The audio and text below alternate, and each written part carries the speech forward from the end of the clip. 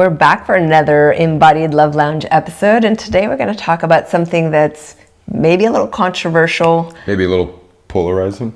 I don't know.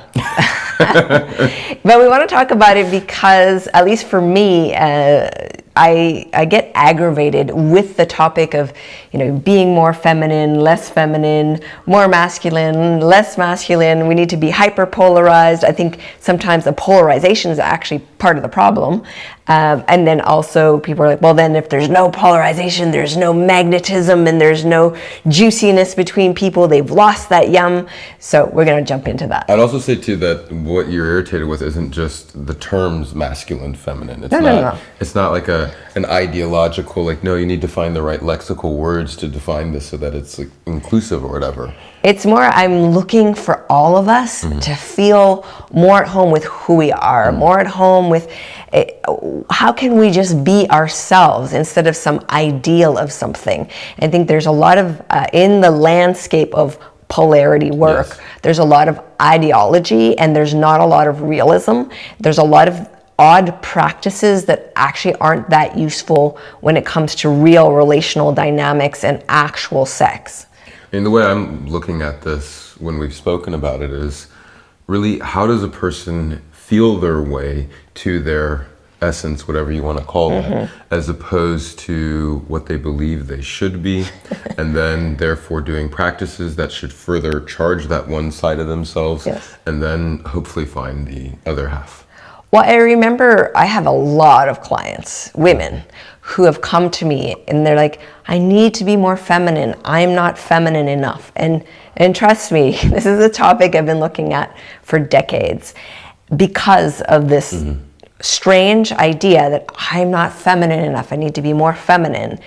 And so one of my responses that I use a lot, which you can bounce off of if you like, is that, okay, if you go up to a lioness and you're like, you're not lionessy enough, you need to be more lionessy, she would look at you and then probably bite you or kill you. But she was just like, it wouldn't make sense. It doesn't make sense. Tree, you need to be more tree-like. We are as feminine as we are. We are as masculine as we are. These are inherent forces within our own being. They're not something that you can actually be more or less of. That's a strange thing. It's like saying, you can be less hydrated and more hydrated because water intake is a part of having a body.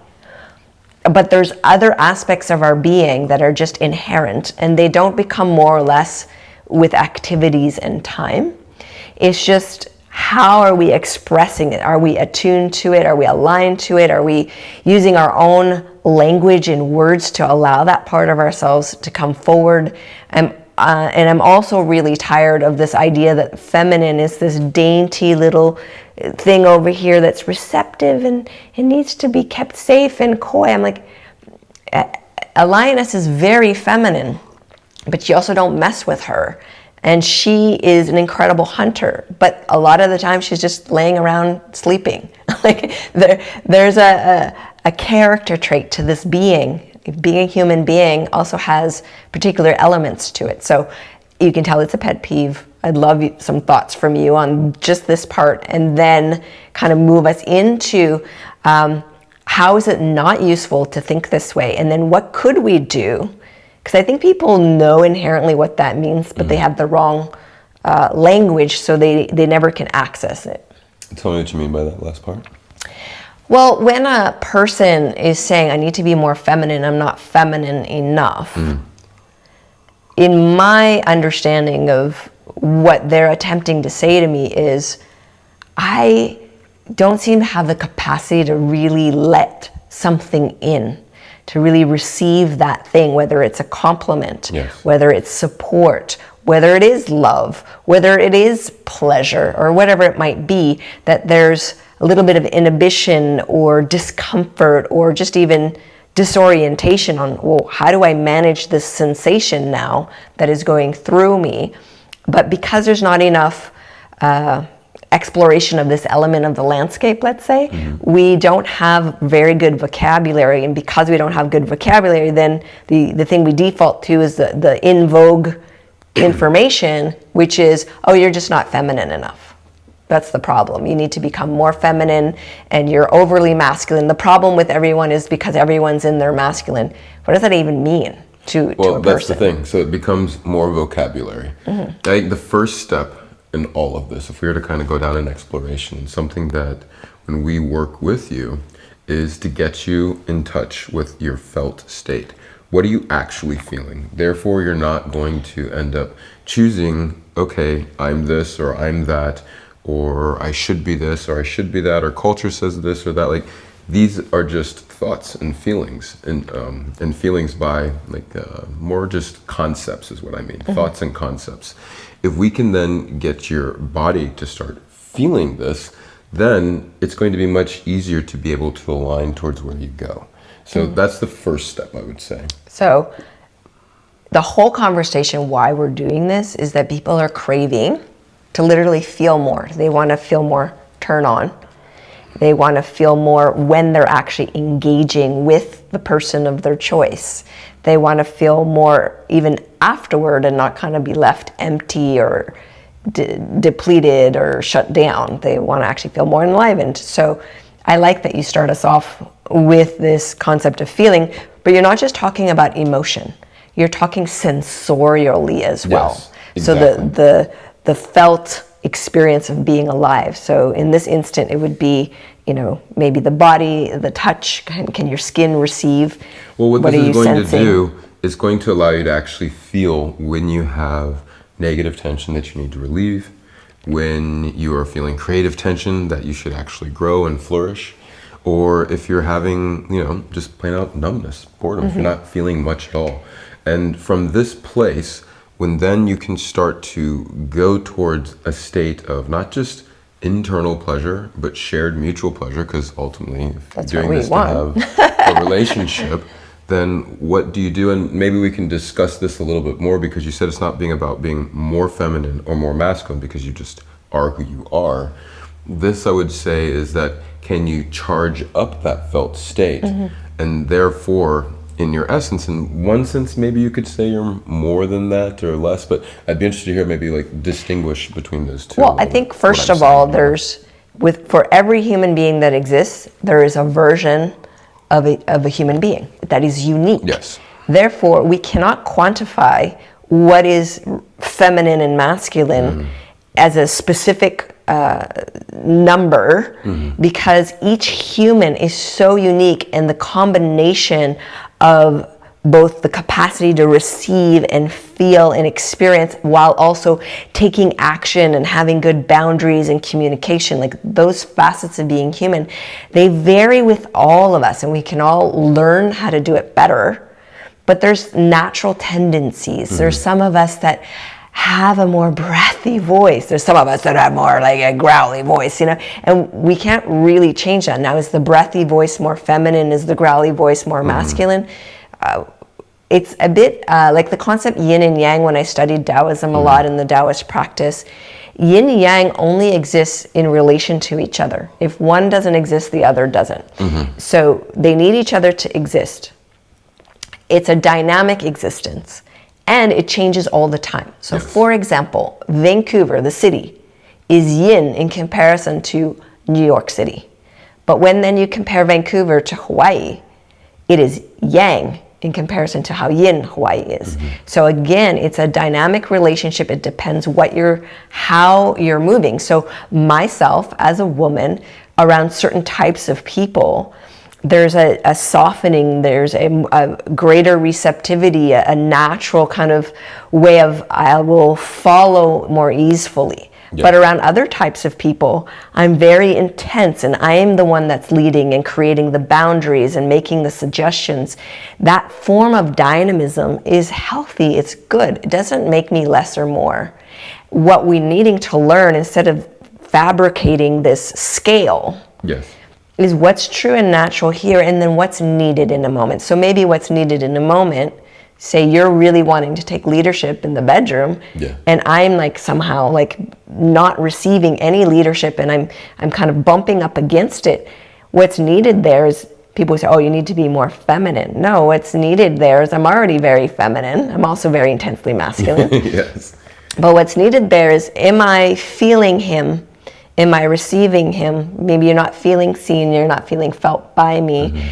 That then is a different language. And suddenly when I realize, oh, he's really, yeah, I can soften, I can trust this, I can allow this, something else in me engages versus the one that's all day long been leading in the office. So this is what I see then, is that if you focus so much on what is the polarity that you should be fitting in, then you start to build more of an ideology, more of a concept that you then have to sort of act out. Yes. And it isn't always congruent with where you're at.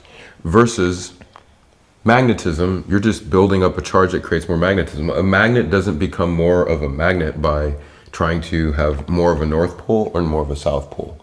It just gets more charged, and then that south pole, north pole inside itself grows, and guess what? Then the right magnets are attracted to each other from greater distances. So in that sense, the empowerment is what we're charging up through developing more of a felt state.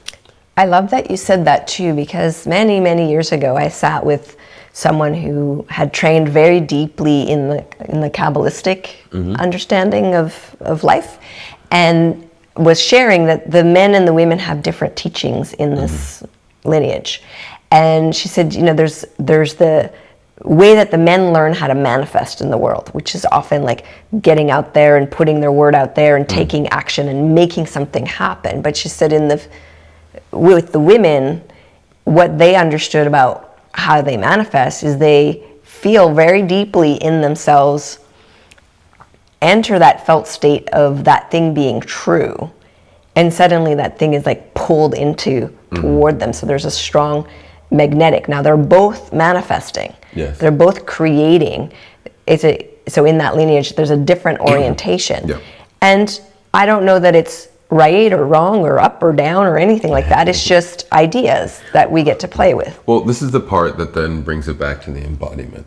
Because when you spoke about going out and manifesting versus, feeling deep inside yourself and then magnetizing towards you, you are speaking at least of the sexual dynamic of, are you the one like doing the penetrating, like giving, or the one that is on the receiving side being penetrated, or actually, as we speak about it, like actually engulfing or swallowing or bringing the person in like a mouth, because then that also brings in that magnetism.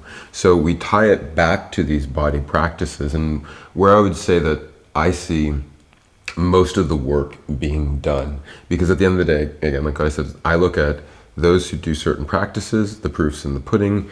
You take this martial art, that martial art, you put them in the ring. What do you see emerge? You take the art of love and you go ahead and put them in a relationship. What emerges? Well, I am hearing a glorification of the work as if, the best and the highest, loftiest work is digging into the pain. And then sex is something that's sort of like the dessert, the easy part.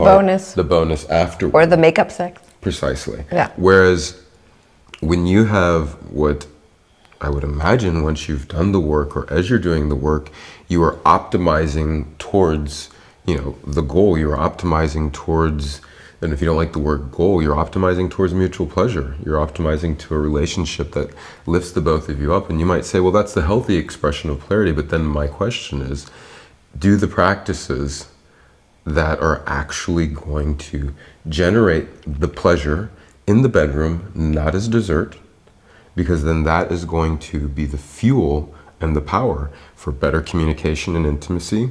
And then you will be able to feel your way and actually establish the values that are true to you.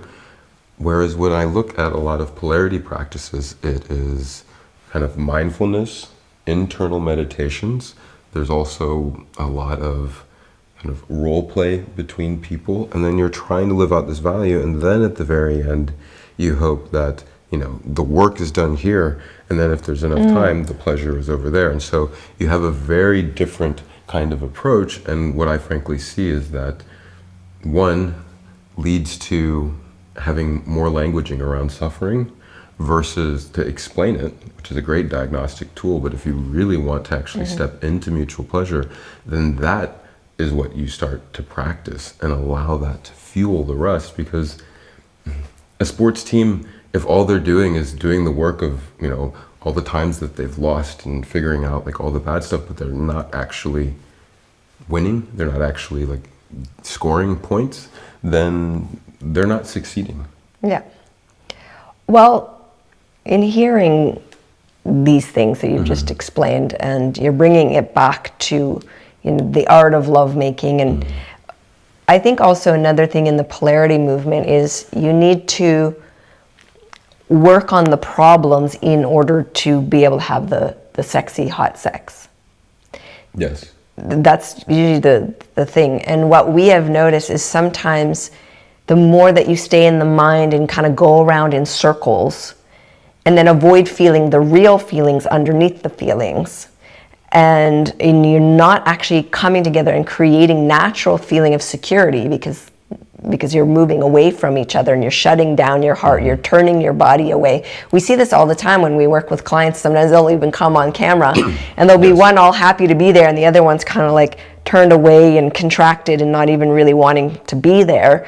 But by the end, they're both very much connected and leaning in. And we didn't do a lot of talk therapy. We got their bodies to get into sync, their bodies to feel secure together, and then their bodies to start co-creating a healthy expression of delight or ease in the moment. And I mean, it's simply this approach. You can go ahead and pit two people off to fight each other, discuss that problem, why they're getting into conflict, and then at the end, you know, okay guys, now sit down and have like a nice meal, have a nice interaction. Well, that's going to create one reality because the focus originally is on the problem. The other one is okay, go in, have the nice meal, have the nice interaction, see what comes up, deal with that, and then get back to the nice interaction. And as you start to have greater and greater more interactions, as you build a stronger and stronger charge inside yourself, first off, as well as then inside a partner with another partner, you then are going to face new challenges, but the challenges are going to be from up here because you've reached these higher states of pleasure. You've reached a higher voltage, you could say, that then you need to make sure that all the wiring and everything between the two of you has a smooth and good flow. Now, if you just imagine what is negative from the beginning, it's going to be difficult to ever really feel what is the possibility and what's actually in the way of that success. I also feel that we set people up to fail when we give these particular constructs. Like, I can tell you that most ladies are like, yeah, I want a really masculine guy. But then when they have that where the person is only able to be in his active state, he's never receptive, that also doesn't feel really nice. I remember when I used to work a lot with men, and one of the classes I would do, I'd have like a white sheet and I would split it down the middle, and on one side I'd be putting like, you know, really masculine traits and then like sissy traits, right? And I just get the room to yell out words, and I would be putting them down. And then what was remarkable partway through is that I would pause and say, how many of you here are fathers? And a lot of them were. And I said, so if your child comes to you and needs comfort, do you not hold them and close and, you know, calm them down and soothe them? They're like, absolutely, of course I do that. It's my child. I love my child. I'm like, that's nurturing. But you just listed that trait as a sissy trait on here. So, and do you feel more feminine when you sit there and hold your child? So I think what I'd like to propose right now in this conversation is, sometimes when we throw a concept out, the polarity concept, what happens is we don't see the holistic human.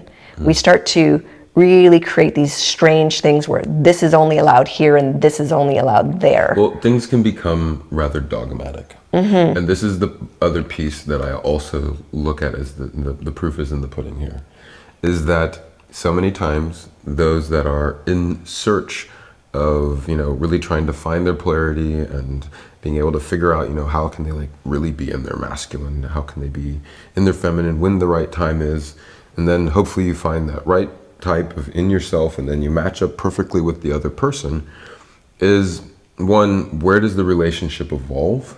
But more importantly is essentially, where do you actually ever come into touch with yourself?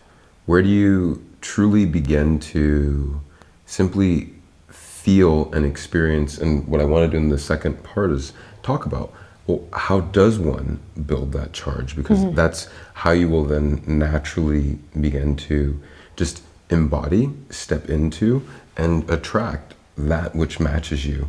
And more importantly, can you then dynamically stay in that flow with your partner, as opposed to, you need to be this way, I need to be that way. But that's like, the magnetism actually drives the dynamic. It's not the understanding of the dynamic that creates the charge. No, and that's the thing too, is we as human beings stop looking at men, women, masculine, feminine, because those things don't make, just take all those labels away. Look at a human being that is an erotic being. So someone, if you're alive, you're an erotic being. That means you're full of aliveness. And then either you're connected to that aliveness and feeling the energetics of, wow, I'm having an amazing day, I'm inspired, I'm switched on, I feel great. Or I'm having a crappy day, everything's going wrong and I just feel annoyed by it. There's these moments that we all have. And then if you have this expectation, I can only be this way in order for me to be, a real man or a real woman or a masculine creature and a feminine creature, it's not honest. And we are constantly in flux, moment to moment to moment. Why? Look at how we breathe. We expand to allow breath to come in. So we actually create space. That means we're actually receiving a breath. And then what do we do on the out breath? We release that breath. This is a dynamism that is called life. Without that in and out, we would not live. Well, that's the thing. So that's actually what I really wanted to say is about the proof is in the pudding, is that if you are focusing on building, your masculine charge or your feminine charge or one end of the polarity, and you need to step more into that, then what you're doing is you're creating an imbalance. And this is what I then see all the time, is that the other person is constantly looking for their other half. The other one that's to complement their polarity, and then they can come together to be a whole. Whereas if you simply build your charge, which is going to build both of those poles, whether it's more feminine for one, more masculine for or whatever that inner balance is inside of you, if you can build a charge while maintaining that balance, then you will magnetize with the other person, but you're doing it from a place that you are actually meant to complement one another. Two wholes becoming more than the two. Actually, the two wholes starting to form into three. Yes, exactly. You get a synergy. The whole is more than the sum of the parts in that equation. But if the two of you then have only really focused on building up one charge, imagine a magnet that just built its north pole, another magnet that only built its south pole. Well, those only come together to make a full magnet when they come together. But again, then you just have the sum of the parts. Well, you see it everywhere in nature. There's seasons. Yeah. There's cycles in the day. There's different rhythms. There's a circadian rhythm, there's seasonal rhythms, there's the fertility cycle, there's life cycles, there's all kinds of cycles. Human beings, we're part of this greater nature, so we have those cycles. So trying to stay static and keep one thing and one thing only is impossible. It really breaks our psyche. It just messes with us. Well, if you think about it, so if we've spoken about polarity, whatever the words are, let's say that, it is there. Let's be honest. One of the nice things about the polarity conversation is that as everything was becoming rather neutralized, or you'd have just relationships that fizzled out into grow because they became too much of in the friend zone. There was no polarity. There was no sexual charge there. Mm-hmm. And so then you go, well, what's missing is that there were these traditional roles, this kind of more masculine, this more feminine role, this yin role, this yang role. And they will, say that the mature versions of these, of course, include the balance of both. But as the work, frankly, I believe is stemming a lot more from where you will see kind of talk therapy leading, focusing on communication and shared values, which are extremely important. But the body, and especially, well, what is it that brings those roles out? Well, the sexuality. Are you actually penetrating physically? Are you being penetrated physically? Do you have a balance of both of those in you? Do you like to exchange that? As long as you can then start to actually go into practices that then sexually charge you up.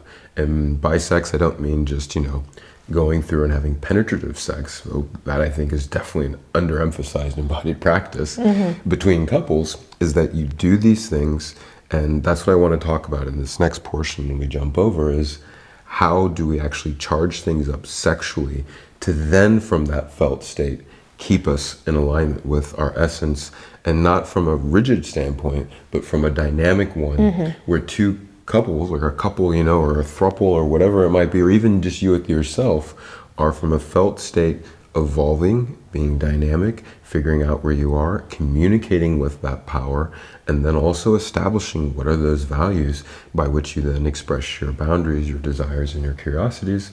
And from there, come into an amazing, amazing partnership that leads to ever more pleasure, which of course will bring up more work, but it's so that way then you can create a better state of pleasure.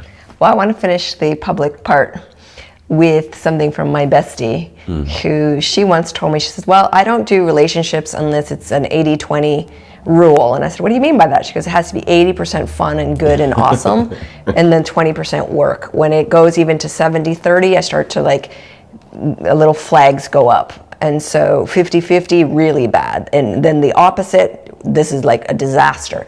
And so I thought about that for a while. I'm like, yes, I think too many of us have been given this idea that in order to be in relationship, it has to be hard. You have to have drama. There needs to be chaos. In fact, what that is dysregulated nervous systems coming into relationship together. And we're uncomfortable with peace. We're uncomfortable with ease because for whatever reason, maybe we were brought up in a really intense family life that didn't have any sense of quiet or safety or goodness or any of that. The good news though, as you were saying, with embodied practice, you can start for yourself first, getting into what does it feel like for me to have regulation or resonance, or the other word is coherence, like where I'm feeling all of myself and I feel relaxed and at home here. And then starting to choose the good people,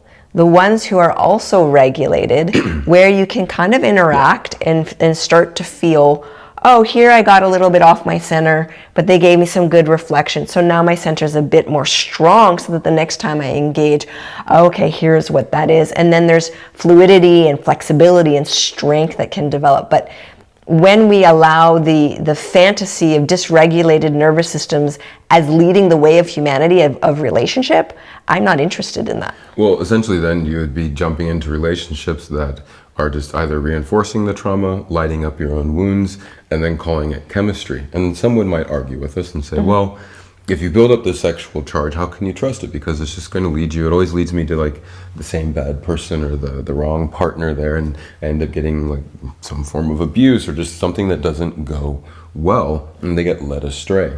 Well, this is why we're saying how you build up your sexual charge, and by starting as well with yourself, you start to realize it's not just, hey, I want to build up like a stronger orgasm or whatever just turns me on the most.